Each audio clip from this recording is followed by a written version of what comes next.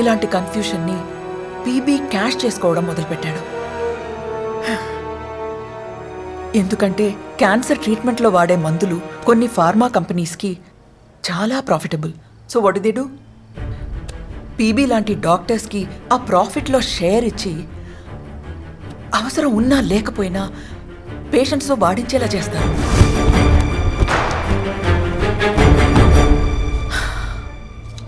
Yashoda ma'am, sorry and thank you.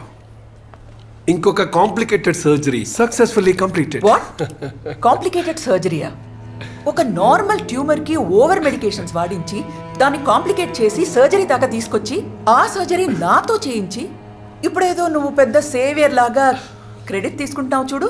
నీ ముందు politicians కూడా వేస్ట్. Don't laugh. ఇంకొకసారి ఇలా జరిగిందంటే I will not tolerate. Parnika లాంటి పేషెంట్స్ నా దగ్గరకు వస్తే నేను ట్రీట్మెంట్ చేయడానికి ఒప్పుకునేదాన్ని కాదు. తను ఏం చెప్పినా నేను వినకపోవడంతో పీబీ నన్ను బైపాస్ చేయడం స్టార్ట్ చేశాడు. పర్ణికాకి కీమోథెరపీ స్టార్ట్ చేయమని చెప్పావా? తనకింకా క్యాన్సర్ కన్ఫర్మ్ అవ్వలేదని చెప్పా కదా. మీరు తనకి క్యాన్సర్ లేదు అని కూడా కన్ఫర్మ్ చేయలేదు కదా.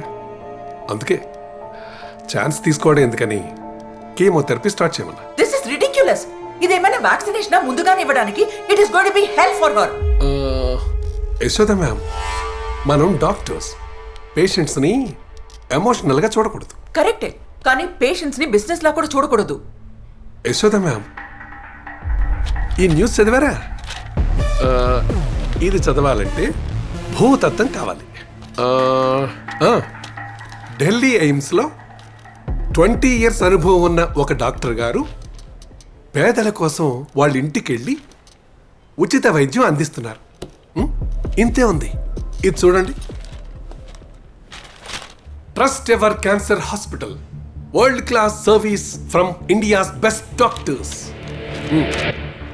ఇప్పుడు ఎవరికైనా హెల్త్ ఎమర్జెన్సీ వచ్చిందనుకోండి, వాళ్ళకి ఫ్రీగా ట్రీట్మెంట్ ఇచ్చే ఆ ఢిల్లీ డాక్టర్ కనిపించడం పీబీఏ కనిపిస్తాడు. చాలా మంది పేషెంట్స్ బెస్ట్ ట్రీట్మెంట్ కన్నా బెస్ట్ లుక్నే ఎక్కువ నమ్ముతారు. Ma'am, nowadays publicity is everything. మీరు తప్పుగా అనుకోకపోతే మీరింత సక్సెస్ఫుల్ డాక్టర్గా పేరు తెచ్చుకున్నారు అంటే అది నా హాస్పిటల్లో పనిచేయటం వల్లే. పబ్లిసిటీని పేషెంట్స్కి నెసెసిటీ చేసి దానిలోంచి ప్రాఫిట్స్ పొందడం నేను ఎంబీబీఎస్లో చదవలేదు.